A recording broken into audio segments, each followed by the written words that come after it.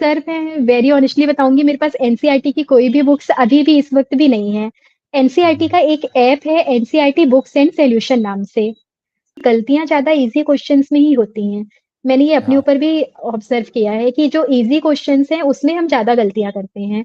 तो अब होता है ना कि सही बात। मेहनत और किस्मत जब दोनों मिलते हैं, तब हमें सफलता मिलती है। तो हाँ, बस ये भी हमको है। मेहनत करते जाना है और किस्मत के मिलने का इंतज़ार करना है। जी सर, और फिजिक्स केमिस्ट्री के लिए सर मैंने वन शॉट वीडियो, ये आइडिया मुझे आपसे मिला था। वन शॉट बिल्कुल। वीडियो मैंने देखा था, जैसे कई और सही बात है, जी। कभी-कभी ईश्वर बहुत बड़ा देना चाहता है, इसलिए वो छोटी-छोटी सफलताएँ नहीं देता, दूर कर देता है उनको। रहा मेरे है? घर में भी मम्मी लोग ऐसे ही बोलती है कि ईश्वर तुमको बड़ा देना चाह रहा था, इसलिए उस समय तुमको वेटिंग में डाल दिया था। हाँ, हाँ। सर 10th में मेरे 89 परसेंटेज थे हाँ, और बढ़िया। 12th में मेरे 425 आउट ऑफ 500, मतलब 85% थे 12th में। हाँ, मतलब लैपटॉप मिल गया था आपको। जी सर, करेक्ट 85 थे, लैपटॉप मिल गया था। बढ़िया, बढ़िया। वेलकम टू सक्सेस क्लासेस, आप सभी का बहुत-बहुत स्वागत है। और आज हम फिर से एक गणित विषय की शिक्षिका का एक साक्षात्कार लेने जा रहे हैं और इस साक्षात्कार के माध्यम से आप बहुत कुछ सीखेंगे। खासकर जो फीमेल्स हैं, उनको एक बहुत ही बड़े स्तर पे जाके मोटिवेशन मिलेगा, कैसे पढ़ना है, क्या पढ़ना है। हम बहुत ही औपचारिकताओं को एक तरफ रखते हुए हम चर्चा करेंगे, हम डिस्कशन करेंगे और निश्चित मानिए आप बहुत कुछ सीखने वाले हैं आज के साक्षात्कार से। निधि मैम, आपका बहुत-बहुत स्वागत है जो आप हमारे प्लेटफ़ॉर्म पे थैंक आई यू। हैं। जी। Thank you so much sir. और जी, सबसे पहले निधि जी आप अपना थोड़ा परिचय दे दीजिए ताकि सभी जो दर्शक हैं वो आपसे परिचित हो जाएँ। जी sir. My name is Nidhi Agarwal. I am from Bijuri, district Anuppur, Madhya Pradesh. मैंने अपनी स्कूलिंग सरस्वती उच्चतर माध्यमिक विद्यालय बिजली से कंप्लीट की सर। देन उसके बाद मैंने ग्रेजुएशन बीएससी मैथमेटिक्स से किया, जो जबलपुर हुँ। से कंप्लीट हुआ। ग्रेजुएशन के बाद ही मैंने कॉम्पिटिशन एग्ज़ाम की प्रिपरेशन स्टार्ट कर दी थी और उसके साथ ही मैंने एक बैकअप प्लान के रूप में बीएड किया था। और आपका ये ग्रेजुएशन कब कंप्लीट हो गया था? किस सन में कंप्लीट हो गया था? ग्रेजुएशन सर मेरा 2018 में कंप्लीट हो गया था। 18 में कंप्लीट हो गया था। जी 18 के सर। बाद फिर आपने कब बीएड, डीएड? 18 में ही सर मैंने बीएड में एडमिशन ले लिया था। हाँ, 2020 में मेरा बीएड कंप्लीट हो गया। कंप्लीट हो गया था। कोविड का टाइम भी उस टाइम चल रहा था शायद। यस सर, कोविड 20 में ही स्टार्ट हुआ था, मेरा बिल्कुल। B Ed complete. जी। और मतलब ग्रेजुएशन के बाद में तैयारी शुरू करी थी या फिर बहुत बाद में ही सोचा कि चलो पहले बीएड कर लेते हैं फिर तैयारी करेंगे? सर तैयारी मैंने कॉम्पिटिशन एग्ज़ाम की ग्रेजुएशन के जस्ट बाद स्टार्ट की रही 2018 में। मेन मैं एमपीपीएससी के लिए प्रिपेयर कर रही थी और उसी बढ़िया। समय मैंने बीएड में एडमिशन ले लिया था, क्योंकि एमपीपीएससी एक ऐसा एग्ज़ाम है जो थोड़ा-सा टाइम मतलब टेकिंग है उसमें। हाँ, टाइम लगता उसकी है। जी सर, प्रोसेस ऐसी है कि मतलब हमको एक बैकअप प्लान लेके चलना चाहिए उसमें। तो बिल्कुल। उसी बीच मैंने तैयारी के साथ ही बीएड स्टार्ट किया था और मेन मेरा फ़ोकस एमपीपीएससी में था।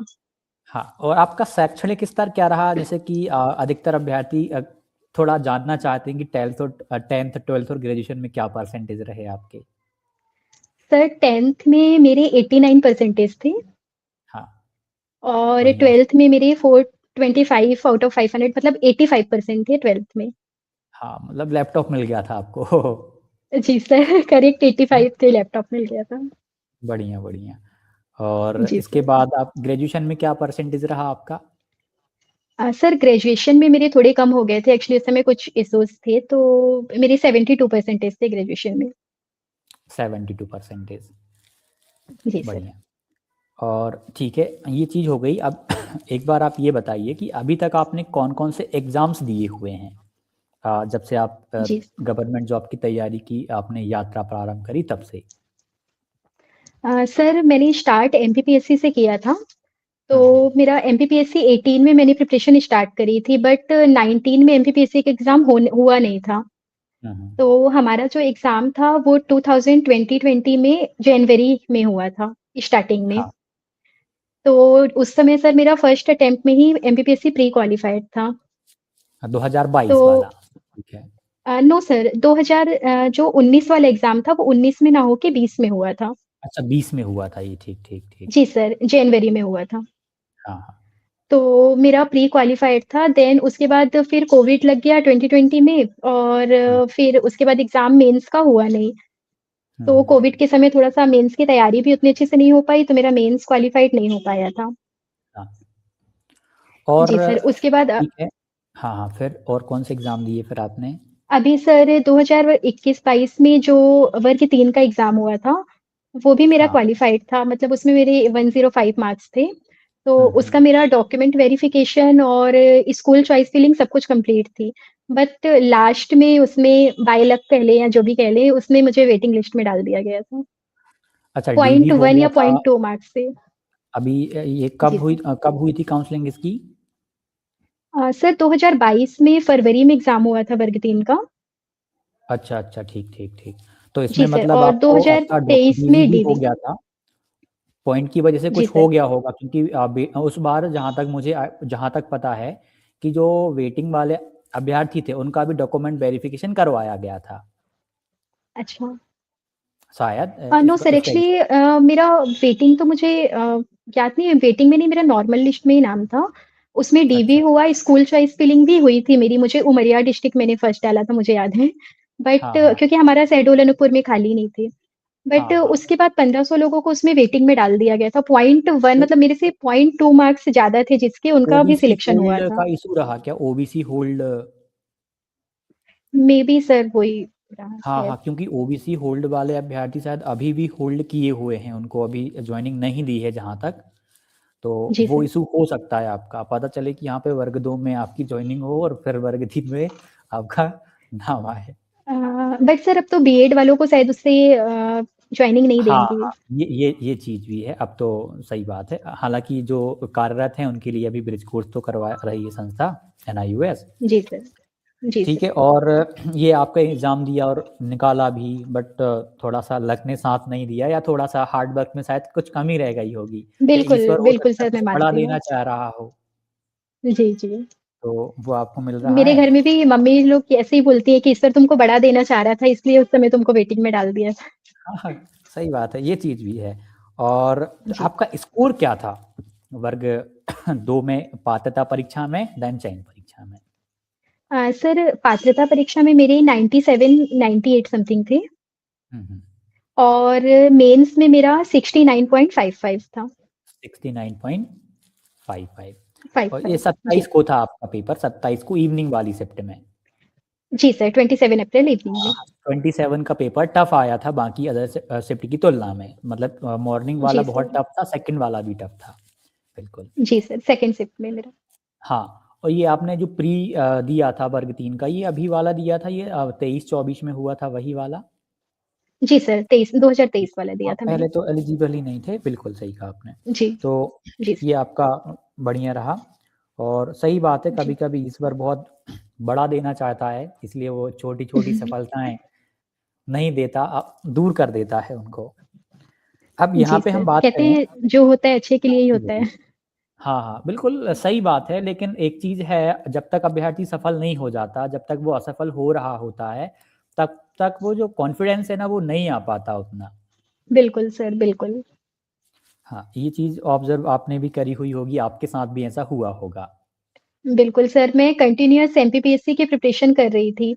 तो हुँ, हुँ। उसमें ठीक है प्री क्वालिफाइड हो रहे थे बट मेंस नहीं हो पा रहा था। तो ऐसा लग रहा था कि कोई एक बैकअप में ही एटलीस्ट हमने जिसको रखा है तो वो एक एग्ज़ाम निकले तो हमारे अंदर कॉन्फिडेंस आए कि हम भी सही है। निकल सकते हैं हमारे एग्ज़ाम। तो नहीं, इस कॉन्फिडेंस एग्ज़ाम के ज़रूरी है, निकलने से बहुत कॉन्फिडेंस आया है मेरे अंदर। बिल्कुल। जी सर। सही। यदि अभी क्या है कि वर्ग 2 की पात्रता परीक्षा भी होने वाली है, वर्ग 3 की भी होगी। तो मेन रूप से तो हम जी वर्ग सर। 2 पात्रता परीक्षा और चयन दोनों को साथ में लेके चलेंगे, दोनों पे चर्चा करेंगे। यदि हम वर्ग 2 जी। पात्रता परीक्षा के लिए किसी अभ्यर्थी को सलाह देना चाहें, वो कैसे पढ़े, कैसे कंटेंट को रेडी करे, तो आप इस बारे में बताइएगा? सर अगर पात्रता परीक्षा की बात करें तो 150 मार्क्स में से 120 मार्क्स का मैथ्स आना है उसमें हाँ, और 120। 30 मार्क्स के जी सर 30 मार्क्स पार्ट की हिंदी, जनरल पार्ट। इंग्लिश और वो पेडागोजी जनरल पार्ट्स हैं। तो हाँ, हम लोग में तो सर पात्रता परीक्षा में भी 130 मार्क्स मतलब अप्रॉक्स 140 समथिंग मैथ्स आई थी। हाँ, हाँ। हिंदी, इंग्लिश तो बिल्कुल ना के बराबर था और पेडागोजी के भी आई थिंक 1 या 2 क्वेश्चन्स ही रहे होंगे। हुँ, हुँ, हुँ। तो मेन फ़ोकस सर इसमें मेरे हिसाब से मैथ्स में ही करना चाहिए। और इसमें जो मैथ्स है वो बेसिक लेवल की है सर बिल्कुल, मतलब 10th लेवल की मैथ्स है। जैसे हाँ, पूरा मेंस में 10th जो अभी हुँ, जी सर, मेंस में 11th-12th का पार्ट जोड़ा गया है, बट पात्रता परीक्षा में टोटल मैथ्स है। तो मुझे ऐसा बिल्कुल, लगता है सर कि जिसने बेसिक मैथ्स पढ़ी है या एनसीईआरटी पैटर्न को वो फॉलो कर रहा है, तो क्वेश्चन सॉल्व करके और पात्रता परीक्षा हम कवर कर सकते हैं। बिल्कुल। इसमें एनसीईआरटी वगैरह मतलब अभ्यर्थी को पढ़नी चाहिए प्री के लिए या नहीं आवश्यकता न है या नहीं है? सर इसमें शायद सबका अपना पॉइंट ऑफ व्यू हो सकता है। बिल्कुल, एक्चुअली बिल्कुल। मेरे साथ ऐसा था सर कि जब मेरा वर्ग 2 का प्री का एग्ज़ाम था, पात्रता हुँ, परीक्षा थी, तो उसके जस्ट पहले पटवारी का एग्ज़ाम आया था। हुँ, तो हुँ, हुँ। मैंने मतलब जो बेसिक मैथ्स है, उसको प्रॉपर किसी गाइडेंस से पढ़ रखा था। बिल्कुल। मतलब उसकी प्रॉपर मेरे पास नोट्स रेडी थी। मतलब आपने पढ़ रखा था वो पूरा का पूरा, कंप्लीट कर लिया जी था। सर, जी सर, मतलब टीचर की गाइडेंस से पटवारी के लिए मैंने मैथ्स की तैयारी की थी। हुँ, तो हुँ, मेरी हुँ। मैथ्स की नोट्स एटलीस्ट बेसिक जो 10th तक के हमारे चैप्टर्स हैं, उसकी कंप्लीट रखी हुई थी। तो अर्थमैटिक, उस एडवांस नोट्स जी सर? बिल्कुल। हाँ, मतलब अर्थमैटिक भी हो गया होगा अच्छा मैन और एडवांस वाला पार्ट भी अच्छा जी हो गया सर। होगा। जी सर, 10th लेवल तक की। तो वो जो मेरी तैयारी पटवारी के लिए थी, तो वो मुझे ग्रुप 2 की पात्रता परीक्षा में बहुत ज़्यादा काम आई है। तो वो नोट्स रिवीजन करके और प्लस क्वेश्चंस जो हमारे ऑब्जेक्टिव्स रहते हैं, उसको सॉल्व करके हम अच्छा कर सकते हैं इसमें। हाँ, बिल्कुल मतलब सबका अलग-अलग यहाँ पे हो सकता है बट मेंस के लिए तो एनसीईआरटी फॉलो करी हुई होंगी। जी सर, एक्चुअली एनसीईआरटी मैंने पढ़ी थी, बट मुझे ऐसा लगता है कि एनसीईआरटी हम पढ़ रहे हैं, समझ रहे हैं, लेकिन अगर हम हाँ, पहली बार कॉम्पिटिशन एग्ज़ाम की तैयारी कर रहे हैं, तो उसमें एक हाँ, गाइडेंस का होना बहुत ज़रूरी है स्टार्टिंग में। बहुत ज़रूरी है और यूट्यूब के माध्यम से भी कर सकते हैं, किसी का कोर्स लेके भी कर सकते हैं, काफ़ी सारे तरीके हो सकते हैं यहाँ पे। जी क्योंकि सर, खुद से बिल्कुल। एनसीईआरटी समझना थोड़ा-सा डिफ़िकल्ट तो मैं मानता हूँ, मैथ्स जैसे सब्जेक्ट में तो टफ़ है, मैथ्स साइंस में तो टफ़ जी है खुद सर। से सर एक्चुअली 8th से 10th तक की मैथ्स पढ़ना और फिर उसको कॉम्पिटिशन के हिसाब से पढ़ना, इन दोनों में हाँ, बहुत अंतर होता है क्योंकि उसमें हम बेसिक मैथ्स पढ़ते हैं, हमको उसमें लिख के पूरा सॉल्व करना रहता है। बट बिल्कुल। कॉम्पिटिशन में जब हम आते हैं तो हमको उसको ट्रिक से सॉल्व करना रहता है, मेन जिसमें हमारा टाइम बच सके। तो हुँ, उसके हुँ, लिए अगर हम एक बार फिर से किसी के गाइडेंस में जैसा भी हमको ठीक लगे, अगर हम उसकी हेल्प लेके एक बार उसका बेस क्लियर कर लेते हैं, हुँ। तो वो हमको बहुत काम आती है आगे। अभी मैंने एक चीज़ ऑब्ज़र्व करी है जो 2 के पेपर हुए थे लास्ट टाइम वाले, जी उनमें सर। सिलेबस में फिज़िक्स और केमिस्ट्री भी दी हुई थी, लेकिन उनके क्वेश्चंस पूछे नहीं गए थे।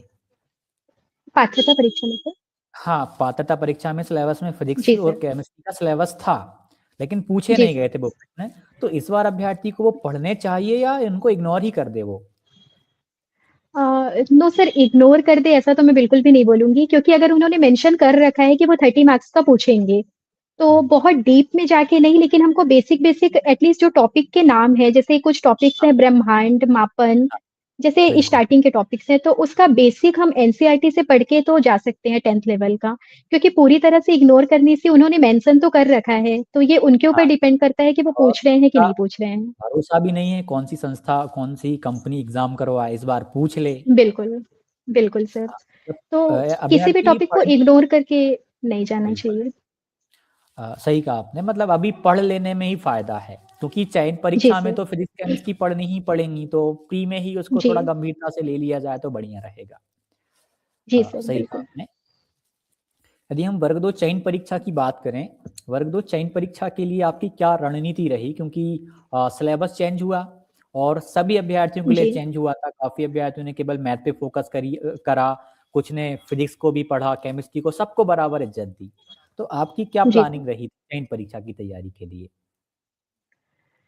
सर मैं ऐसा मानती हूँ कि सिलेबस चेंज होना एक तरह से मेरे लिए प्लस पॉइंट रहा है। इसलिए हाँ, क्योंकि वो सिलेबस जो चेंज हुआ वो सबके लिए चेंज हुआ है। तो बिल्कुल। इस बीच मैंने आपकी वीडियो भी देखी रही क्योंकि स्टार्टिंग में सब लोग बहुत डर गए थे सिलेबस के चेंज होने से। हाँ, बहुत ही तो अलग उस आ वीडियो हुँ, जी हुँ। सर, उस वीडियो में आपने बताया था कि अगर सिलेबस चेंज हुआ है, तो वो सबके लिए चेंज हुआ है।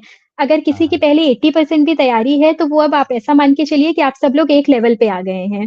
हाँ, हाँ। तो इस चीज़ से मुझे बहुत कॉन्फिडेंस मिला कि अगर पहले मेरी तैयारी में कुछ कमी रह गई है, तो हुँ, उसको अब मैं फिर से सबके साथ करके और अच्छा करके चल सकती हूँ। बिल्कुल। तो सर मैंने ऐसा किया था उसमें कि जैसे मैथ्स के स्टार्टिंग के जो 5 यूनिट्स थी, तो हुँ, वो 5 यूनिट्स ऐसी थी कि जो बेसिक थी हमने प्री में भी उसको पढ़ रखा था।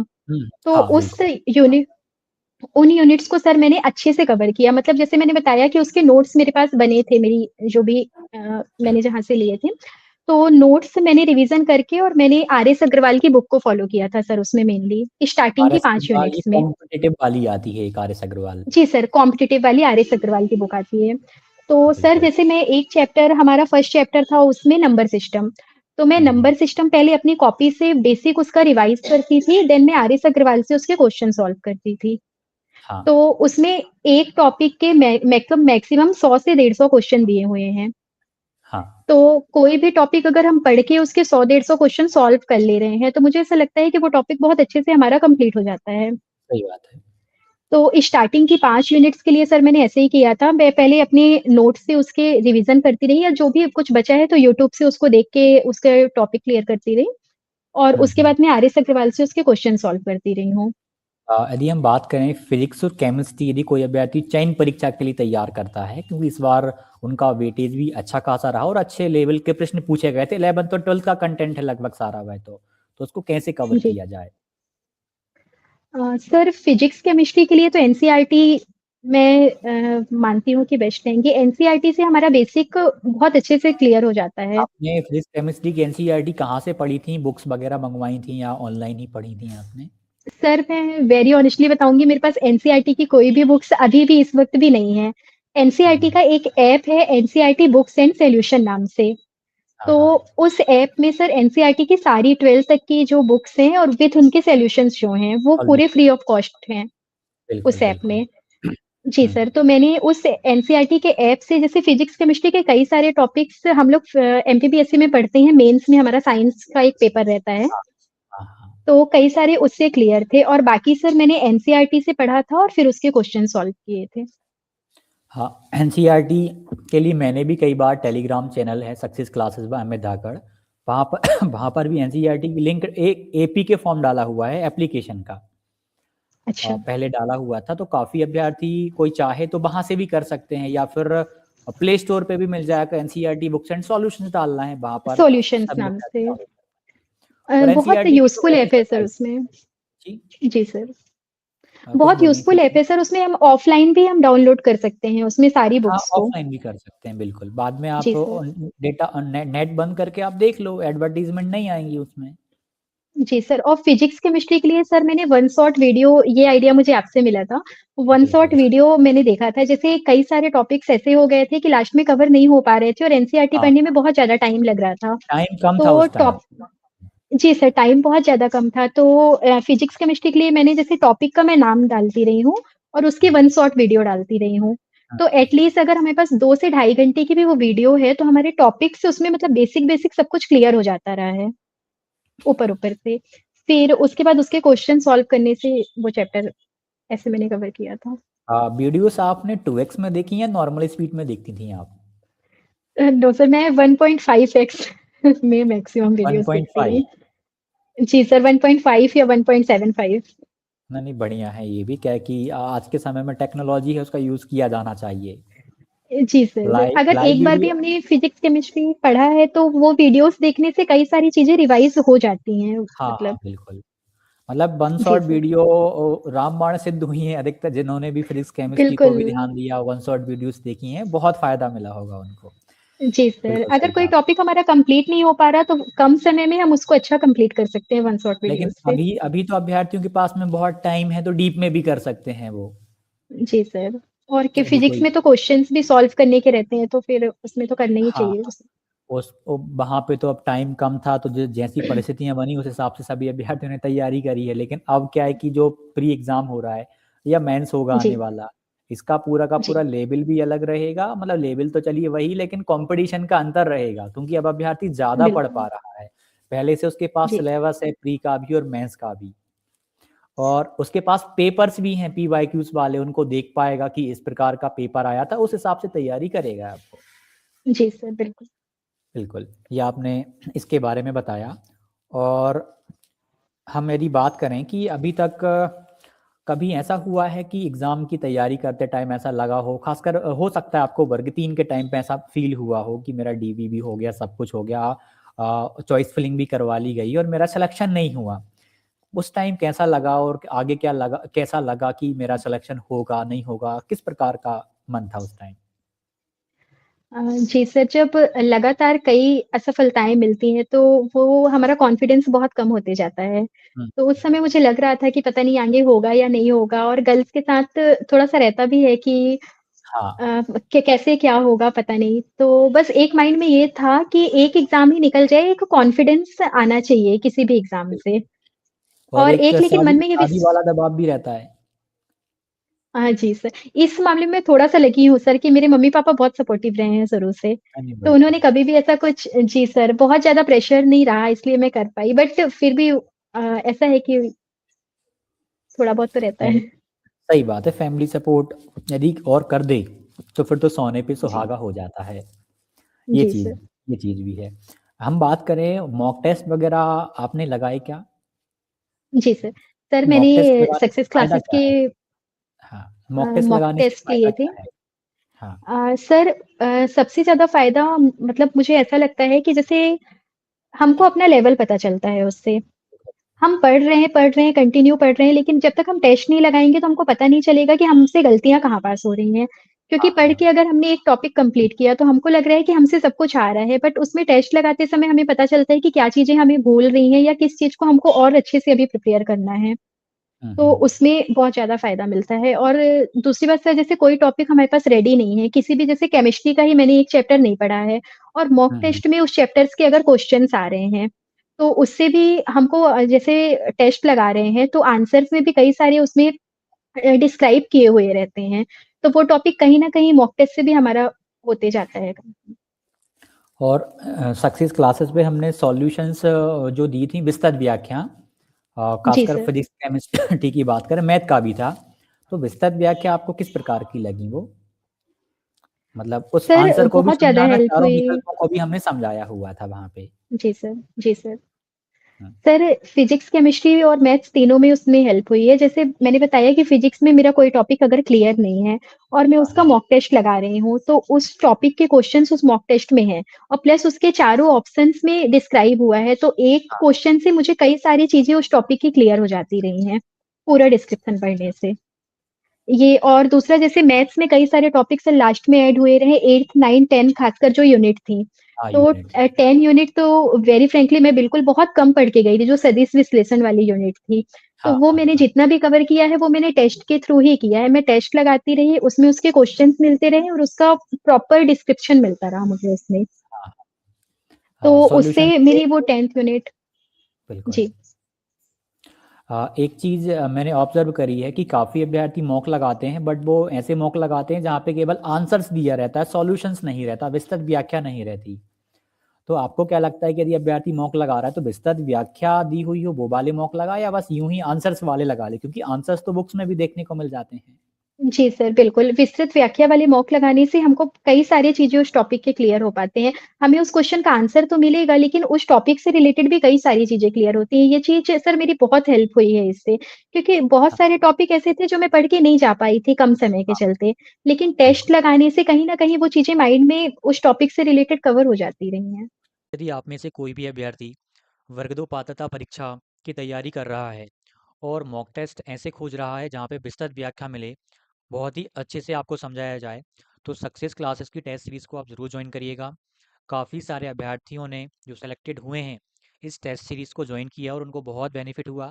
यहाँ पर आपको चैप्टर वाइज टेस्ट मिलते हैं, फुल लेंथ टेस्ट आपको मिलेंगे और सबसे बड़ी बात, जो भी पिछली बार पी वाई क्यूज़ हुए थे, सभी पी वाई क्यूज़ के जो फुल लेंथ टेस्ट हैं विस्तृत व्याख्या के साथ में सबसे पहले आपको यहाँ पर मिलेंगे। पार्ट ए के जो 30 नंबर का पार्ट ए है, इसमें 50 से भी ज़्यादा सेक्शनल टेस्ट आपके रहने वाले हैं, जिसमें 20 से ज़्यादा आपके पी वाई क्यू आधारित रहेंगे, अलग अलग सब्जेक्ट के अलग अलग पार्ट है वो, जो कि कंटेंट सभी के लिए कॉमन रहता है। तो आप ध्यान दीजिएगा, बाइलिंगुअल सॉल्यूशन रहेगा और हर एक जो क्वेश्चंस रहेगा वो डिटेल्ड एक्सप्लेनेशन के साथ में रहेगा।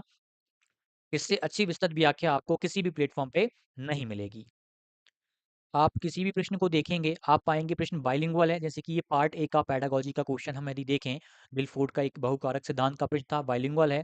इसके आंसर को हमने समझाया, आंसर को समझाने के बाद जो भी आवश्यक था आंसर में ही उसको समझाया, उसके बाद अन्य विकल्पों को भी समझा दिया गया, और फिर वही कंटेंट आपको इंग्लिश में भी अच्छे से समझाया गया है। आप किसी भी चीज़ का देख लें, ये पेडागोजी का आपने देखा, किसी भी चीज़ का आप देख लें, जैसे कि मैथ्स का आपका पीवाईक्यू, जो कि विस्तृत व्याख्या के साथ में हमने डिज़ाइन कर लिए हैं, लगभग सारे अपलोड होने वाले हैं, धीरे-धीरे करके काम जारी है। आप इसको देख सकते हैं। पहला वाला जो FLTA फुल लेंथ टेस्ट है, आप उस वाले फुल लेंथ टेस्ट को आप ज़रूर लगाना। आप देखो ये PYQs बेस्ड हैं। अभी पार्ट ए जो फुल लेंथ टेस्ट हैं, अभी और भी अपलोड हो रहे हैं, धीरे-धीरे कार्य चल रहा है और इसको तीव्रता प्रदान की जाएगी। सभी अभ्यर्थी स्टार्टिंग में इसको ज़रूर जॉइन कर लेना। पहला वाला मॉक लगा लेना। विस्तृत व्याख्या पसंद आए, टेस्ट का फॉर्म पसंद आए, सॉल्यूशन अच्छा लगे तो आपको ज्वाइन करना है, अदरवाइज आपको ज्वाइन करने की आवश्यकता नहीं है, क्योंकि अधिकतर अभ्यर्थियों ने यहाँ पे ज्वाइन किया है और मॉक टेस्ट लगाए हैं। जो सॉल्यूशंस उन्होंने देखा, बहुत ही काबिल तारीफ सॉल्यूशन उनको देखने को मिला।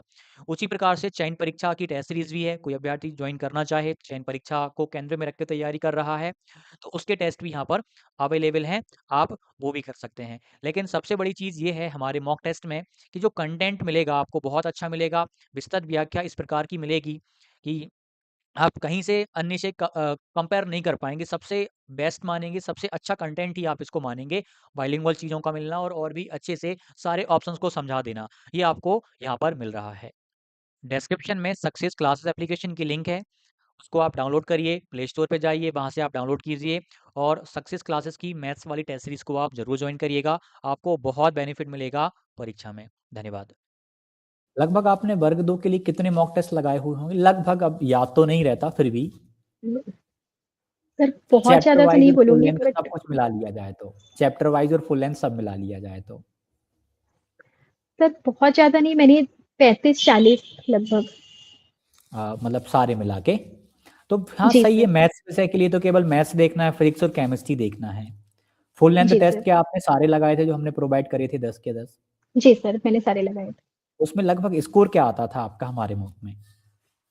सर उस समय मेरे टॉपिक्स मतलब मेरा जो सिलेबस था वो कंप्लीट नहीं हुआ था। अगर हाँ 20 हाँ, यूनिट्स थी तो मेरी काफ़ी सारी यूनिट बच रही थी उसमें। बची तो एप्रॉक्स मतलब मेरा हाईएस्ट मार्क्स अगर देखा जाए तो 60 टू 65 तक ही गया था मॉक टेस्ट में। 60 टू 65 गया था। जी, और बाकी टेस्ट में उससे कम ही आते रहे।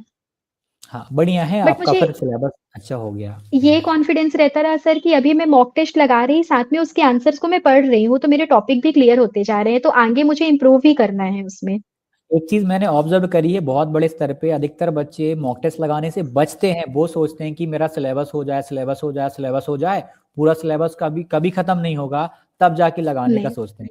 शुरुआत क्यों नहीं करते वो पहले से? मतलब उनमें मेंटेलिटी क्यों गलत है उनकी? सर मेरे हिसाब से या तो मैं एक स्टूडेंट हूँ तो मैं ऐसा समझ पाती हूँ कि हमारे मन में ऐसा रहता रहा है कि एक बार सिलेबस कंप्लीट हो जाए तो हम ज़्यादा अच्छे से पेपर में हमारे मार्क्स ज़्यादा आएँगे तो कॉन्फिडेंस हमारा ज़्यादा डेवलप होगा। अगर हम आधा पढ़े हैं तो ज़ाहिर-सी बात है कि हमारे मार्क्स भी कम आएँगे उसमें। हाँ तो हाँ, एक कॉन्फिडेंस बड़ा इश्यू हो सकता है उनका पूरा कंप्लीट करने के ऊपर। बट मुझे ऐसा लगता है सर कि जैसे-जैसे हमारा टॉपिक कंप्लीट होते जा रहे हैं तो हमको टेस्ट लगाते रहना चाहिए। हाँ।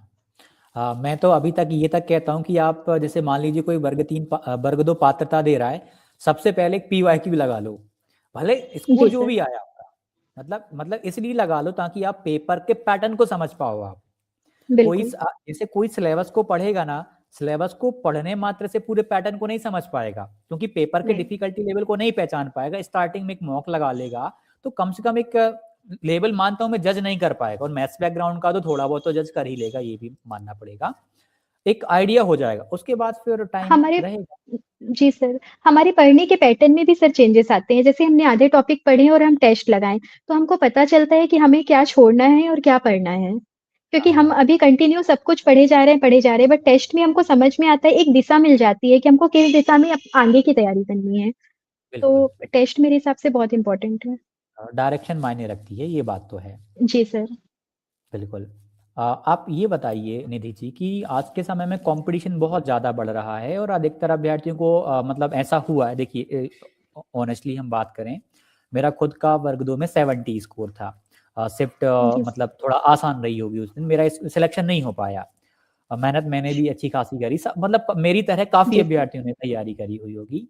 इस बार यदि उनका जी सर। सिलेक्शन नहीं हो पाया तो मतलब शायद उनको ऐसा फील हो सकता है कि यार अब तो कोई मतलब नहीं है, सिलेक्शन नहीं होता।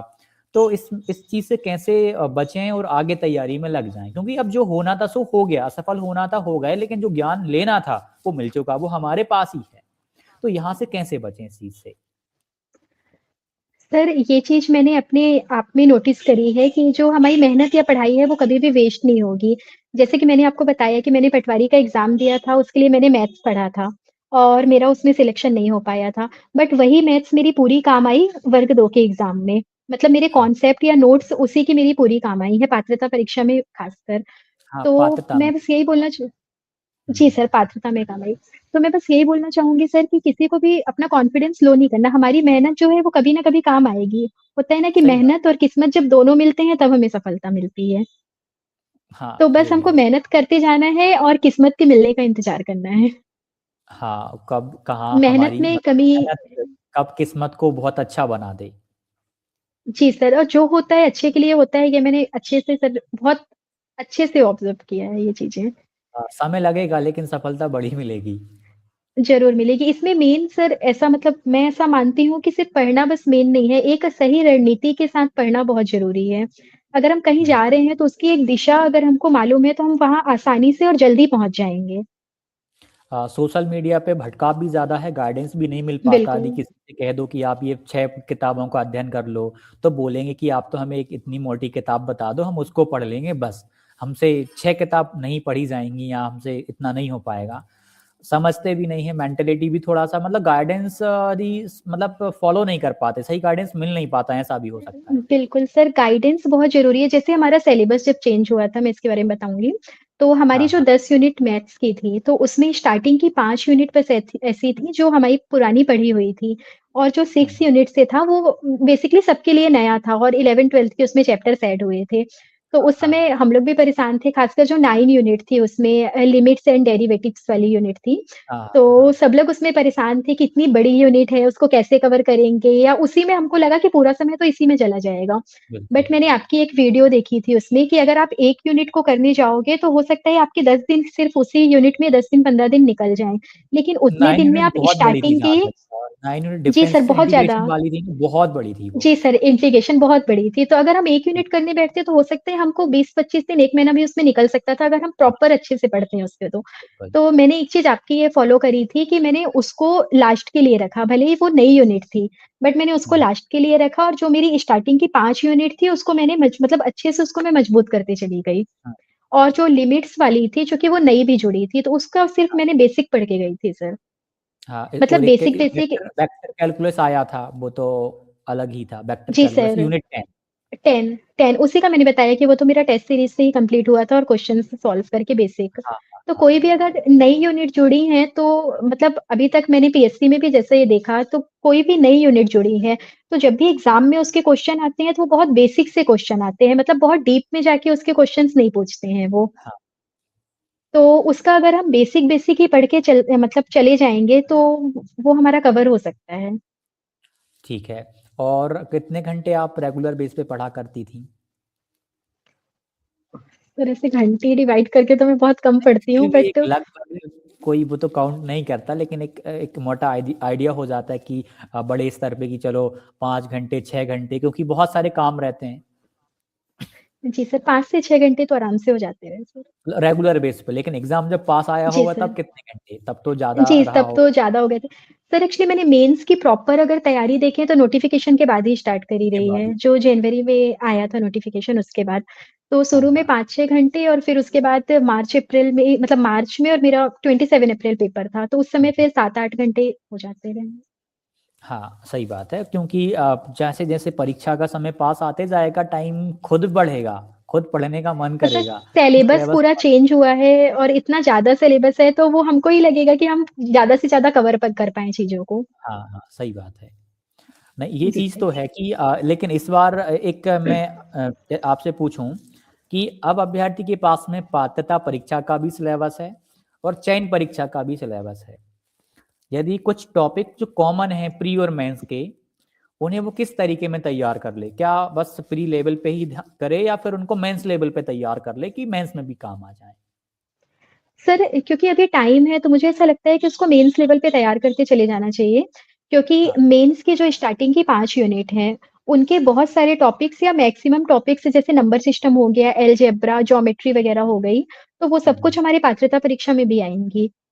तो उसको हम चाहे एनसीईआरटी का सोर्स फॉलो कर रहे हो या हम किसी के गाइडेंस से उसको सॉल्व कर रहे हो, एक बार उसको हम्म। क्लियर करते चलें और उसके क्वेश्चंस सॉल्व करते चलें, तो हमारे ये वाले जो टॉपिक है वो पात्रता के साथ साथ मेंस के लिए भी हमारे क्लियर हो जाएंगे। हाँ, तो वहां पे केवल इन्हीं को रिवीजन करना पड़ेगा, जो भी नया इनको कंटेंट होगा रिवीजन करके उसको और करेंगे। जी सर, क्योंकि मेंस का सिलेबस ही इतना ज्यादा है कि उस समय पूरा एक साथ कवर करना सही नहीं हो पाएगा। था जी। नहीं हो पाता, बहुत बड़ा सिलेबस है। यदि डीप में अभी अब कोई अभ्यर्थी पढ़े तो पूरा 11th और 12th का कंटेंट करना बहुत टाइम मांगेगा। नोट्स बहुत ज़्यादा काम आती हैं सर, ये मैंने देखा है। जैसे ही स्टार्टिंग के मैंने जो 5 यूनिट की नोट्स बनी हुई रखी रही मैथ्स की, तो वो मेरे बहुत टाइम बचाती रही हैं। केवल मैं उनको पढ़ती रही हूँ, मतलब बेसिक क्लियर करती रही और मैं पूरे क्वेश्चन आर.एस. अग्रवाल से सॉल्व करती थी। तो अगर नोट्स एक मैटर बनाना हमारे पास जरूरी है। जी बोलिए अ, बोलिए। जी सर, मुझे ऐसा लगता है कि एक बार अगर हम स्टार्टिंग पढ़ रहे हैं, तो हमको एक बार प्रॉपर हमारे पास नोट्स होंगी, तो एग्ज़ाम के टाइम पे रिवीज़न में हमारा बहुत काम आएँगी वो। हाँ, ये बात भी है।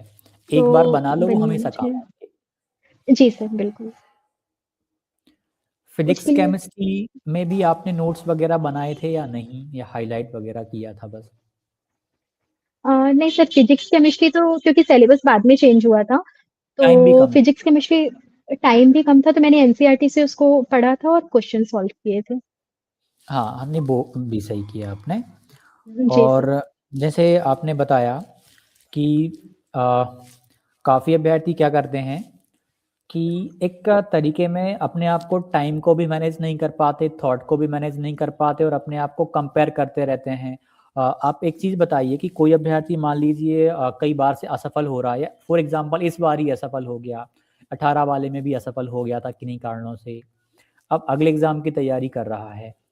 तो ये जो असफलताएँ हैं, या और भी एग्ज़ाम्स में काफ़ी अभ्यर्थी हैं जो 10-10, 15-15 एग्ज़ाम्स में फ़ेल हो जाते हैं, लेकिन ऐसा होता है कि कुछ जो बड़ा मिलना होता है वो उनको मिल ही जाता है।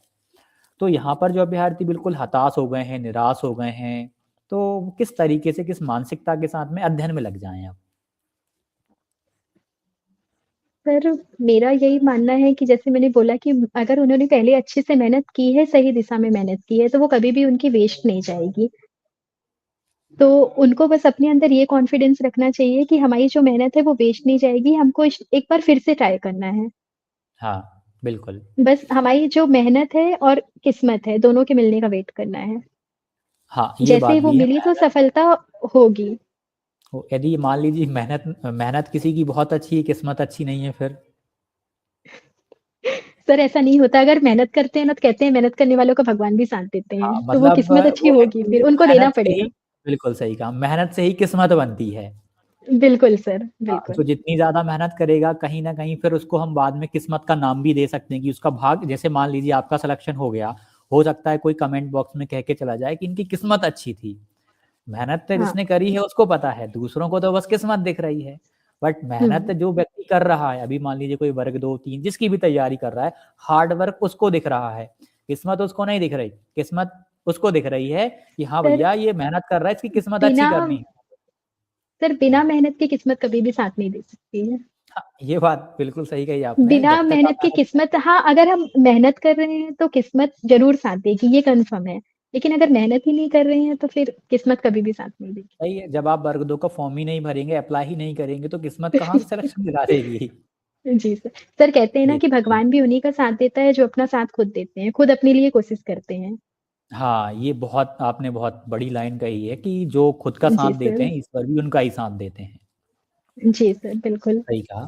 और आपका कोई सुझाव हो जो फिलहाल वर्ग 3 वर्ग 2 की तैयारी में लग गए हैं, चाहे वो प्री की तैयारी कर रहे हों या मेंस की तैयारी कर रहे हों, कि वो किस तरीके में अपने आप को संतुलित करके तैयारी करें, और अभी से कुछ अभ्यर्थी मेंस की तैयारी में भी लगे हुए होंगे, अभी से किस प्रकार से तैयारी को कंटिन्यू करें?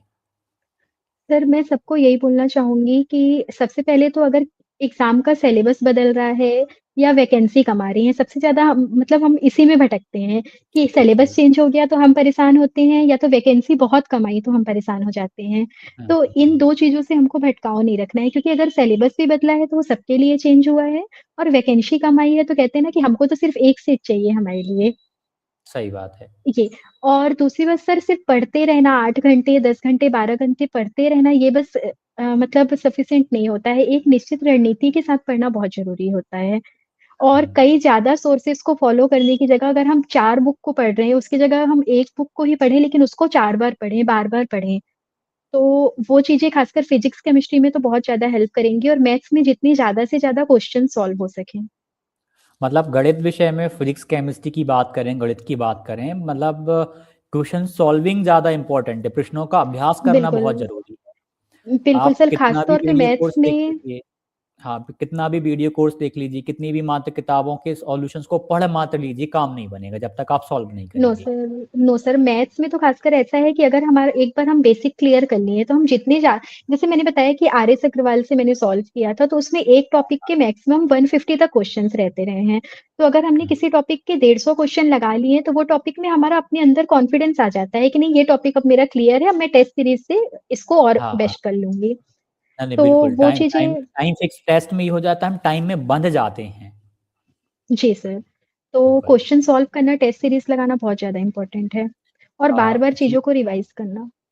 हाँ, रिवीज़न आपने रिवीज़न कितनी, हाँ, ये तो मैं पूछना भूल ही गया था, रिवीज़न कितनी बार करा जो भी आपने पढ़ा उसको?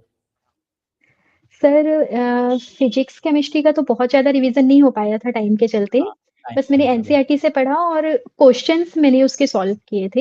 हाँ, हुँ, मैथ्स हुँ। में मैंने स्टार्टिंग के 5 यूनिट्स का तो बहुत अच्छे से रिवीज़न करके मैं गई रही, क्योंकि वो बेसिक 10th तक की यूनिट थी। हाँ, वो और पहले जो भी पढ़ी थी लास्ट की मैंने। हुँ, जी सर, पात्रता परीक्षा में भी पढ़े थे, और उसका 2-3 बार रिवीज़न हो गया था।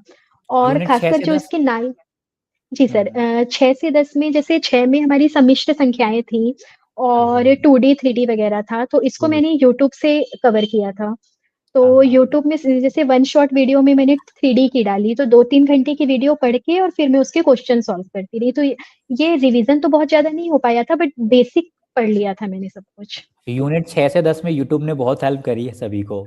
बहुत ज़्यादा हेल्प, और खासकर जो वन शॉट वीडियो होती हैं सर, उसने बहुत ही वन ज़्यादा शॉट हेल्प वीडियो ने, करी है हाँ, सबकी। सही बात है। और काफ़ी टीचर जो मतलब जैसे हम 6 टू 10 में बात करें, यूनिट 10 को भी काफ़ी टीचर्स ने पढ़ाया था, और 6 टू 10 का भी काफ़ी टीचर्स ने पूरा का पूरा, मतलब मैंने ऑब्ज़र्व करा था वर्ग 2 के टाइम पे कि अधिकतर टीचर्स यूनिट 6 से 10 पे फ़ोकस्ड हो गए थे। हाँ, जी सर। सर, हम टफ़ हाँ, के पीछे ज़्यादा भागने की बजाय अगर जो ईज़ी है हम उसको स्ट्रॉन्ग कर लें, तो वो बहुत ज़्यादा हेल्प करता है, क्योंकि गलतियाँ ज़्यादा ईज़ी क्वेश्चन्स में ही होती हैं। मैंने ये अपने हाँ, ऊपर भी ऑब्ज़र्व किया है कि जो ईज़ी क्वेश्चन्स हैं उसमें हम ज़्यादा गलतियाँ करते हैं। तो अगर नहीं हम ये बात, उसको बहुत अच्छे से कवर कर लें, और फिर जो टफ़ है उसको अगर हम बेसिक भी पढ़ के चले जाएँ, तो हम ज़्यादा अच्छा कर सकते हैं, मुझे ऐसा लगता है। ये बात आपने बहुत बड़ी कह दी कि अधिकतर हमसे गलती सरल प्रश्नों में होती है, और होती भी है अधिकतर बिल्कुल अभ्यास सर। से। क्योंकि कई बार वो बहुत उत्साह में आ जाते हैं, आंसर को मतलब टिक कर देते हैं जी या सर। सॉल्व कर देते हैं। कई बार गलती हो जाती है, इतना मतलब व्यक्ति को इतना कॉन्फिडेंस हो जाता है गलती पे अपनी, सही है मेरा आंसर, और जब और आंसर की ईज़ी आती है तो टॉपिक्स पता चलता में जी है। हाँ, सर, ईज़ी टॉपिक्स को हम रिवीज़न नहीं करते हैं जल्दी, हमें ऐसा लगता है कि ये टॉपिक तो ईज़ी है, हमसे बनते हैं, और हम बनेगा, टफ़ हाँ। के पीछे लगे रह जाते हैं। अब टफ़ इत जैसे हमारा इसी की हम 9 और 10 यूनिट की बात करें, तो ये यूनिट्स हमारी बहुत बड़ी थी जो इस बार मैथ्स में ऐड हुई थी। अगर हम इसी के पीछे पढ़ते हैं, तो हमारी जो स्टार्टिंग की 5 यूनिट्स थी, हम उसको बार-बार रिवीज़न नहीं कर पाते, और हमसे वहाँ बहुत ज़्यादा गलतियाँ होती, और 9 और 10 यूनिट अपने आप में पूरी करना एक बहुत बड़ी बात थी उतने कम समय में। हुँ, हुँ। तो उसके अगर हम बेसिक चीज़ें ही पढ़ के चले जाएँ, और जो हमसे बनता है उसको अच्छे से कवर करके जाएँ। तो कहते हैं ना कि हम लोग को पीएससी में हमेशा एक चीज़ हमें सर बताते रहे सर कि अगर आप लोग सिलेक्शन से बाहर आओगे तो आप लोग ईज़ी क्वेश्चन से आओगे, क्योंकि जो टफ़ क्वेश्चन है वो तो सबके लिए टफ़ है। अगर आप बेटा, ईज़ी क्वेश्चन को वहाँ पे गलत करके आ रहे हो तो आप उससे बाहर जाओगे हमेशा। तो ईज़ी मतलब क्वेश्चन को ये हमको गलत सरल नहीं करना प्रश्न है। बहुत इम्पोर्टेंट भूमिका अदा करते हैं किसी भी परीक्षा में। जी सर, बिल्कुल। ये चीज़ तो है। और आपने यूट्यूब पे सक्सेस क्लासेस से कुछ हेल्प ली या नहीं, मतलब गाइडेंस के बारे में? जी सर, बिल्कुल मैंने लिया है। मैंने टेस्ट सीरीज़ सक्सेस क्लासेस की जॉइन करी थी। अगर हाँ, वर्ग 2, वर्ग 3 से रिलेटेड हमको कोई भी इन्फॉर्मेशन चाहिए, ऑथेंटिक इन्फॉर्मेशन चाहिए है, तो हम किसी भी सोर्स पे भटकाव में नहीं जाते रहे सर, सीधे सक्सेस क्लासेस यूट्यूब में टाइप करके और आपकी वीडियो देखते रहे। क्योंकि सर मैं हाँ, सिर्फ ये आपके सामने ऐसा नहीं बोल रही हूँ, बट आपकी जो इन्फॉर्मेशन रहती है वो बहुत ज़्यादा मतलब ऑथेंटिक रहती है। उसमें हमको किसी प्रकार का भटकाव नहीं रहता कि ये सही होगी या गलत होगी। हाँ, आपने मतलब जो हमेशा जैसा एनसीईआरटी है को वो वैसा रख देते हैं हम। जी सर, बिल्कुल वैसा रखते हैं और उससे मुझे बहुत ज़्यादा हेल्प मिली सर, क्योंकि जब सिलेबस चेंज हुआ था तो मैं भी बहुत ज़्यादा परेशान हो गई थी कि हाँ, कैसे करना है, क्या करना है। लेकिन जब आपने बोला कि ये सबके लिए नया है और आप पहले ईज़ी में अपना काम करो, तो वो सारी चीज़ें मुझे बहुत हेल्प करी। और फिर हाँ, मैंने आपके टेस्ट सीरीज़ को जॉइन किया था, तो टेस्ट सीरीज़ से भी मुझे बहुत कॉन्फिडेंस आया और वही पैटर्न कहीं न कहीं बहुत कुछ मुझे एग्ज़ाम में देखने को मिला था। बिल्कुल, काफ़ी उस टाइम पे जब सिलेबस चेंज हुआ था तो काफ़ी अभ्यर्थी मैसेज कर रहे थे कि भैया सिलेबस चेंज हो गया है, आप वीडियो बनाओ, वीडियो बनाओ। तो मैं उस टाइम उस दिन चाहता तो वीडियो नेगेटिव वे में बनाता कि यार ये क्या कर दिया, सिलेबस चेंज कर दिया, नहीं करना था, पूरी मेहनत बर्बाद चली गई। यदि ये चीज़ मैं कहता तो शायद जो अभ्यर्थी निराश थे वो और निराश हो जाते। इसलिए मैंने कहा कि भई परिवर्तन हुआ है तो सबके लिए हुआ है, अब आप उसी को कंप्लीट करिए कंटेंट को। जी सर, और आपने जो मैथ्स की 10 यूनिट थी, एटलीस्ट ये फिजिक्स केमिस्ट्री की भी जो यूनिट्स थी, आपने हुँ, एक-एक यूनिट्स तो पूरा प्रॉपर बताया था कि हाँ, ये वाले जो टॉपिक्स हैं ये आपके 10th तक में कवर हो जाएँगे, ये वाले 11th में और ये वाले 12th में। आपने हाँ, प्रॉपर उसको बताया था, तो वो मैं अपने सिलेबस के आगे लिखते गई थी, तो उससे मुझे मतलब बहुत ढूँढने में भी उतनी मतलब परेशानी नहीं हुई। मैंने सब कुछ लिख लिया था कि अच्छा ये यहाँ से मिल जाएँगे, ये यहाँ से मिल जाएँगे, तो एनसीईआरटी से बस मैं उन्हीं को पढ़ते गई, आगे के जो चैप्टर्स थे 11th-12th के। तो हुँ। उससे बहुत ज़्यादा हेल्प मिली थी। नहीं, इसमें एक चीज़ तो है यदि गाइडेंस वगैरह प्रॉपर हो, मैंने एमपीपीएससी में जी, देखा है आपने मतलब मैंने ऑब्ज़र्व किया है, वहाँ पे जी। गाइडेंस बैच चलते हैं स्पेशल। हाँ, जी सर। इस राइटिंग के लिए मतलब राइटिंग स्पेशल कई बार राइटिंग के लिए चलते हैं और कई बार कैसे पढ़ना है ये मतलब एक तरीके में प्रॉपर गाइडेंस होता है वहाँ पर। और जी जब सर। स्टेट में यही चीज़ अपन मान लीजिए यूट्यूब के माध्यम से ऐसे बताते हैं, तो काफ़ी अभ्यर्थी उसको ध्यान नहीं देते। जैसे मैंने कई बार ऑब्ज़र्व किया है मैंने कई बार कमेंट पढ़ी हैं, अभ्यर्थी बोलते हैं कि सर आपकी 30 मिनट की वीडियो हो जाती है, कभी 20 मिनट की बातें हो जाती हैं, हमारा टाइम बर्बाद होता है। ऐसा तो नहीं हुआ ना आपके साथ में कि 20 मिनट की वीडियो से मेरी वीडियो से टाइम बर्बाद हो गया हो? नो, नो सर, बिल्कुल अगर हमको कोई वीडियो लंबी लग रही है तो हमें पास ऑप्शन है, हम 2x की स्पीड करके देख सकते हाँ, हैं सही बात है। उसको। ऑप्शन है और बिल्कुल, यदि लंबी वीडियो बन रही हैं, तो प्रॉपर कुछ ना कुछ हो सकता है सटीक बात पहुँच रही होगी वहाँ पर। बिल्कुल, बिल्कुल। जी नहीं सर। तो 10 सेकंड मान लीजिए 2, 4, 5 मिनट में तो उतना कई बार मैंने यूपीएससी में देखा है बड़े-बड़े सेमिनार होते हैं, पीएससी में देखा है बड़े-बड़े सेमिनार होते हैं, 2-2 घंटे तक मात्र गाइडेंस चलता है उनका। जी सर। बुक्स पे डिस्कशन होता है और स्टेट में यदि हम मात्र 20 मिनट बता दें उनको एक बुक्स के बारे में डिस्कशन कर लें, तो बोलेंगे हमारा टाइम बर्बाद हो रहा है। ऐसे नहीं सर, भी उतना काफ़ी पेशेंस अभ्यर्थी हमारे अंदर होना चाहिए कि अगर कोई हमको कहीं से सही जानकारी मिल रही है, तो हम उसको नेगेटिव वे में ना लें कि टाइम हाँ, बड़ा है नेगेटिव या वे ऐसा में ना कुछ। लें, हमें पॉजिटिव वे में लेना चाहिए। और बिल्कुल, आपका बिल्कुल सर। आपका डॉक्यूमेंट वेरिफिकेशन का थोड़ा-सा अनुभव बताइए, आपका डॉक्यूमेंट वेरिफिकेशन में कोई प्रॉब्लम तो नहीं गई आपको? नहीं सर, अभी मेरा 10 को डॉक्यूमेंट वेरिफिकेशन था अनूपपुर डिस्ट्रिक्ट में। हाँ, तो हाँ, उसमें हम लोग 11 लोग मैथ से थे अनूपपुर जिले से। तो हाँ, उसमें ऐसी कोई प्रॉब्लम्स तो नहीं गई। हाँ, बस ईडब्ल्यूएस को लेके उन्होंने थोड़ा-सा बोला था कि ईडब्ल्यूएस अगर किसी का है, तो उसमें जो हुँ, आपकी डेट है वो अप्रैल के बाद में होनी चाहिए। मतलब अभी का नया बना हुआ ईडब्ल्यूएस होना चाहिए, हुँ, हुँ, हुँ, पुराना नहीं चलेगा। जी सर। बिल्कुल। और जो गेस्ट टीचर वाले थे, तो गेस्ट टीचर का वो थोड़ा-सा देख रहे थे, बाकी नॉर्मल था सर, ऐसी कोई प्रॉब्लम नहीं गई थी। मतलब डॉक्यूमेंट वेरिफिकेशन टफ टास्क नहीं है। नो सर, डॉक्यूमेंट वेरिफिकेशन हम डरते हैं बट वो बिल्कुल टफ टास्क नहीं है। अगर तो हो हमारा सब जाता कुछ तो फिर इतना आसान हाँ, हाँ। जी सर, अगर हमारे मतलब सारे क्वालिफ़िकेशन हमारे अंदर हैं जो इस परीक्षा में डिमांड की गई हैं, तो फिर ये कोई टफ टास्क नहीं है। सही है और एक और चीज़ मैंने ऑब्ज़र्व करी कि बीएड का सब्जेक्ट देख रहे हैं कहीं-कहीं, क्या आपके वहाँ पे भी आपका भी बीएड का सब्जेक्ट देखा गया था कि आपका वो सब्जेक्ट था या नो, नहीं? नो सर, हमारे यहाँ ऐसा नहीं देखा गया किसी हाँ, से। नहीं, नहीं शायद कुछ अभ्यर्थी मुझे कमेंट कर रहे थे कि ऐसा हुआ है कि बीएड में भी वो सब्जेक्ट देख रहे हैं जो ग्रेजुएशन में था या नहीं। तो ये चीज़ मुझे समझ नहीं अच्छा। आई क्योंकि बीएड का सब्जेक्ट नहीं देखा जाता कहीं भी। हाँ, नहीं सर, हमारे यहाँ ऐसा कुछ भी नहीं हुआ था। हमारे यहाँ सिर्फ़ ईडब्ल्यूएस को फ़ोकस कर रहे थे वो और हुँ। गेस्ट टीचर वालों में थोड़ा-सा देख रहे थे बस। हाँ, क्योंकि ग्रेजुएशन का सब्जेक्ट मैटर करता है बस। जी सर, बिल्कुल। और उसमें जो परसेंटेज का वर्ग में। क्राइटेरिया रहता है उसको भी उन्होंने जांचा होगा कि आपका जो 50% बन रहा है या नहीं ओवरऑल। हाँ सर, वो तो उतना चेक कर रहे थे। हाँ, डॉक्यूमेंट वेरिफिकेशन इतना टफ टास्क नहीं रहता, टफ टास्क है मात्र मतलब टफ टास्क है मेरिट में आना। एग्जाम क्वालिफाइड करना। जी हाँ, एग्जाम क्वालिफाइड करना, आप मेरिट में आ गए तो फिर तो आप ये मानिए कि हो गया आपका। बिल्कुल और बिल्कुल जाते सर। जाते आप कुछ ऐसा सुपर गाइडेंस टाइप में कह लीजिए, कुछ जो अभ्यर्थी देख रहे हैं, निश्चित तौर पे काफ़ी अभ्यर्थी देख रहे हैं, सुन रहे हैं और कमेंट भी करेंगे, वो अपने प्रश्नों को भी रखेंगे। यदि आपके पास समय रहे तो आप कमेंट बॉक्स में रिप्लाई कर सकती हैं। जी और सर बिल्कुल।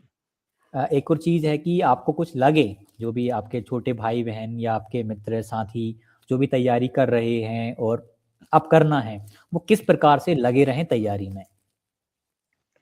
सर मैं यही बोलूँगी कि अपना कॉन्फिडेंस कभी भी मतलब लो ना करें। कॉन्फिडेंस बनाए रखें कि हमसे हो जाएगा। एक गाइडेंस बहुत ज़रूरी है, आप ऑथेंटिक वे में आप जिसको भी चाहे फ़ॉलो कर रहे हो, आप किसी टीचर को फ़ॉलो कर रहे हो, आप यूट्यूब वीडियो फ़ॉलो कर रहे हो, बहुत ज़्यादा भटकाव ना रख के अपने सोर्सेज़ को लिमिट में रखें। मतलब जितने कम सोर्सेज़ रहेंगे, जितने ज़्यादा बार हम उसको पढ़ पाएँगे, तो वो मेरे ख़्याल से ज़्यादा सही रहेगा और एक सही रणनीति के साथ पढ़ें। दिन में 10 घंटे बैठ के पढ़ रहे हैं और बस हम पढ़े जा रहे हैं, तो उससे कोई मतलब नहीं है। लेकिन हम 5-6 घंटे ही पढ़ रहे हैं और हम एक निश्चित लक्ष्य बना के पढ़ रहे हैं कि नहीं हमको इतना कंप्लीट करना है, हमने पुराने एग्ज़ाम के पैटर्न्स को देख रखा है, हमने पीवाईक्यूज़ सॉल्व करके रखे हैं या तो टेस्ट सीरीज़ वगैरह के क्वेश्चन्स देख के रखे हैं कि ऐसा पैटर्न एग्ज़ाम में आ रहा है और उसको बेस मान के हम अपनी तैयारी कर रहे हैं। तो निश्चित तौर पे सफलता मिलती है सर, भले ही देर से मिले बट मिलती है। मिलती है। एक और चीज़ है कि काफ़ी फीमेल्स, लगभग 50% मान लीजिए फीमेल्स भी हमें देख रही हैं, वो तैयारी कर रही हैं। उनके लिए कुछ आप कहना चाहें, क्योंकि परिस्थितियाँ उनके साथ जो हैं, उनसे आप गुज़री भी हुई होंगी, आपने उनको देखा भी होगा। तो उनके साथ जीवन में जो समस्याएँ आती हैं, काफ़ी फीमेल्स तो जॉब के साथ भी तैयारी करती हैं। तो अपने आप को कैसे मैनेज करके चलें वह? दबाव भी रहता है फैमिली का कई बार। जी सर, रहता है फैमिली का दबाव और बस सर अगर हम सही दिशा में सही निश्चित लक्ष्य के साथ पढ़ रहे हैं, हमारे साथ थोड़ा-सा फीमेल्स के साथ जो एज इश्यू बहुत ज़्यादा मैटर करता है, कि जैसे-जैसे एज बढ़ने लगती है तो फैमिली की तरफ से भी प्रेशर या ऐसा आने लगता है। तो बस अपने ऊपर कॉन्फिडेंस रखें कि हमारा होगा और एक ना एक दिन होगा सबका सर। सही मेहनत बात है। कभी भी वेस्ट नहीं जाएगी। ये चीज़ तो है, ऑब्ज़र्व करने में आती है और बड़े स्तर पे हमें देखने को मिलती है। लेकिन ये है कि आप विश्वास दिलाने का प्रयास करें कि हमारे प्रयास जारी हैं और इस बार निश्चित तौर पे हमें सफलता मिल जाएगी। जी और सर, प्रयास बिल्कुल। भी ऐसे करें कि सफलता मतलब इस बार मिल जाए। अ, पिछली बार जी जो भी सर। कमियाँ रह गई हैं उनको सुधारना भी सही। आपने एक चीज़ ऑब्ज़र्व करी है कि आपने मान लीजिए प्रश्नों का अभ्यास किया, आपसे गलती हो गई, तो आपने उनमें इम्प्रूवमेंट करने का सोचा या नहीं? मतलब कई बार मैंने ऑब्ज़र्व करा है कि बच्चों से गलतियाँ हो जाती हैं, वो निराश हो जाते हैं और कुछ बच्चे ऐसे रहते हैं, गलतियाँ होती हैं तो उन पे चिंता व्यक्त करते हैं और सुधार करने का के लिए पूर्ण रूप से चिंतित रहते हैं कि सुधार करना ही है।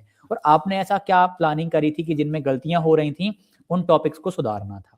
क्या इम्प्रूव किया आपने सर आगे? जैसे मैं टेस्ट सीरीज़ लगाती रही हूँ, तो मेरे जो क्वेश्चन्स गलत होते रहे, तो मैं सिर्फ़ उसमें गलत या सही करके आगे नहीं बढ़ती रही, मैं देखती रही कि मुझसे गलती हो कहाँ रही है। जैसे हुँ। आप जो भी आंसर्स में सबको चारों ऑप्शंस को आपने पूरा एक्सप्लेन किया था, तो मैं सबको पढ़ती रही हूँ कि हाँ, ये आंसर है और बाकी के जो 3 आंसर हैं, उसमें क्या चीज़ें हैं और मुझसे क्या गलतियाँ हो रही हैं। मतलब कभी भी टेस्ट सीरीज़ को ऐसे नहीं लगाना कि हम नंबर जोड़े, हाँ, हमारे इतने आ रहे हैं और हम आगे बढ़ गए, नहीं, उसको प्रॉपर पूरा उसका एक हमको देखना है करके। कि हमें गलतियाँ हो कहाँ रही हैं और उन टॉपिक्स को पहले कवर करना है। और सर मैक्सिमम गलतियाँ ईज़ी में ही होती हैं, हाँ, जो ईज़ी ईज़ी क्वेश्चन। टॉपिक्स होते हैं। जी हुँ। सर, ईज़ी क्वेश्चन्स में तो उनको हमको शांत मन से सॉल्व करना है और टफ़ तो अगर है तो वो सबके लिए ही रहेगा। टफ़ है और अधिकतर कई बार ऐसा होता है टफ़ क्वेश्चन से फाइट कर जाते हैं और आंसर भी सही आ जाता है। बिल्कुल, बिल्कुल सर होता है। मेरे साथ मैक्सिमम सर होता रहा कि मैं ईज़ी पीएससी में भी मेरे साथ होता है कि मैं ईज़ी क्वेश्चन्स को ही गलत करके आती हूँ, टफ़ वाले भले सही रह जाते हैं। हाँ, हाँ, तो बिल्कुल। उनमें बढ़िया है, आपकी जी। जॉइनिंग भी अब जल्द हो जाएगी और अपना जो भी टारगेट था आपका, आप उसको आगे जो भी है मतलब टाइम दीजिएगा अभी से आप तैयारी के लिए। क्योंकि जी सर, कोशिश करूँगी। मतलब कहते हैं ना कि जीवन रुकने का नाम नहीं है, ये अनवरत निरंतर चलता रहता है। बिल्कुल सर, जी, बिल्कुल। ठीक है। और कोई सा आप कुछ संदेश देना चाहें लास्ट में तो आप वो दीजिए, देन हम कंप्लीट करेंगे। बस सर सभी को बोलूँगी कि ये कॉन्फिडेंस रखिए, सही दिशा में पढ़िए, पढ़ना ज़रूरी बिल्कुल भी नहीं है, सही दिशा में पढ़ना ज़रूरी है। बार-बार चीज़ों का रिवीज़न कीजिए, आप निश्चित तौर पे सफल होंगे। बिल्कुल, बिल्कुल। क्वेश्चन्स ज़्यादा से रिवीज़न ज़्यादा सॉल्व कीजिए। क्वेश्चंस ज़्यादा से ज़्यादा सॉल्व करना और ज़रूरी भी है, मैथ्स जैसे विषय में टाइमिंग मैटर करती है। बिल्कुल सर, टाइम का आपको इश्यू कभी सबसे बड़ा ऐसा पेपर तो में होता ऐसा है। तो ऐसा तो आपके साथ नहीं हुआ कि मॉक टेस्ट लगा रहे हैं, टाइम कम पड़ गया हो? बिल्कुल, होता रहा सर, मेरे साथ मैक्सिमम टाइम होता रहा क्योंकि मेरी स्पीड थोड़ी-सी कम है मैथ्स में कैलकुलेशन की स्पीड। तो मतलब मेरे क्वेश्चन से टेस्ट पेपर ही छूट जाते रहे कई बार तो ऐसा होता रहा है। तो टेस्ट लगाने का एक फ़ायदा हमको ये भी मिलता है कि हम टाइम मैनेज करना वहाँ पे सीख जाते हैं। वो एक प्रेशर जो है हम यहाँ पे टेस्ट में देते हैं, सेम वही प्रेशर अगर हमें एग्ज़ाम के में हो रहा है। तो हुँ। वो चीज़ें हमको काफ़ी ज़्यादा और टेस्ट भी हमको ऐसे नहीं लगाना कि आधा टेस्ट हम अभी लगा लिए, आधा टेस्ट हम शाम को लगा रहे हैं, हाँ, ऐसा नहीं। एक प्रॉपर जो हम 3 घंटे जैसे एग्ज़ाम में 2 घंटे दे रहे हैं, तो वैसे ही हमको घर पे भी बैठ के टेस्ट लगाना है, ताकि उतना हमको बैठने की भी आदत हो और प्लस जो प्रेशर जो टाइम का हमें मन में आ रहा है, तो वो एग्ज़ाम के जैसा ही रहे घर पे। तो उससे मतलब बहुत हेल्प जितना भी मिलेगी। है आप परीक्षा की तरह मान के चलें। बिल्कुल सर, अगर हमारे पास घर में समय है, तो ऐसा नहीं कि हम 1 घंटे का टेस्ट अभी लगा रहे हैं, फिर हमने सोचा कि चलो उसको रिज़्यूम कर दिए, 1 घंटे का शाम को लगा लेते हैं। तो वो वैसा नहीं होना चाहिए। उसमें क्या है कि हो सकता है कि अच्छा स्कोर कर ले अभ्यर्थी, अभी 1 घंटे में आराम से लगा लिया, अब 1 घंटे बाद फिर लगाएँगे। जी सर, वो एग्ज़ाम में उतने समय तक बैठना, फिर वो टाइम बैठना हमारे टाइम का प्रेशर सबसे ज़्यादा हमारे माइंड में चलते रहता है कि दिमाग टाइम का निकल रहा, थकना 2 टाइम निकल घंटे में। रहा। जी सर, वैसा तो अगर हम घर में वैसे और एक चीज़ मैंने पीएससी में ये चीज़ सीखा था सर, कि जैसे हाँ, हमारे हमको पीएससी में पता रहता रहा कि हमारी टाइमिंग एग्ज़ाम की 10 से 12 की है। तो हुँ, हमको ऐसा सर लोग प्रिपेयर करते रहे कि जो हमारे टेस्ट हैं, वो हम रेगुलर घर पे 10 से 12 के बीच में ही लगाएँ। ताकि हाँ, हमारा माइंड जो है वो अगले दिन वो उसी समय 10 से 12 के बीच में बिल्कुल कॉन्संट्रेट होके उसी चीज़ में लग जाए। तो हाँ। एक टाइम भी बहुत ज़्यादा मैटर करता है उसमें। नहीं, ये चीज़ आपने बहुत बड़ी बात कही है कि अधिकतर अभ्यर्थी या तो मॉर्निंग में मॉक लगाते हैं या फिर वो बिल्कुल जब माहौल शांत हो जाता है ना नाइट वाला तब रात लगाते में हैं। जी, मैं तो जी। कहता हूँ आप ऐसे माहौल में लगाओ जब बहुत शोर-शराबा भी है, मतलब हर प्रकार से तैयार रहो। जी सर, वहाँ पे क्लासेस हमको कैसी मिल रही हैं हम नहीं एज़्यूम कर सकते पहले से, हाँ, इसलिए हर ये परिस्थिति में हमको उसके लिए रेडी होना चाहिए। नहीं, नहीं, सही कहा आपने, बिल्कुल सही कहा। तो आपने बहुत अच्छे से गाइड किया और जो भी अभ्यर्थी हैं, जो भी आपका डाउट रहेगा, आप कमेंट कीजिएगा और मैम ने बहुत अच्छे से समझाने का पूरा प्रयास करा है, हर एक पहलू पे हमने बात करी है।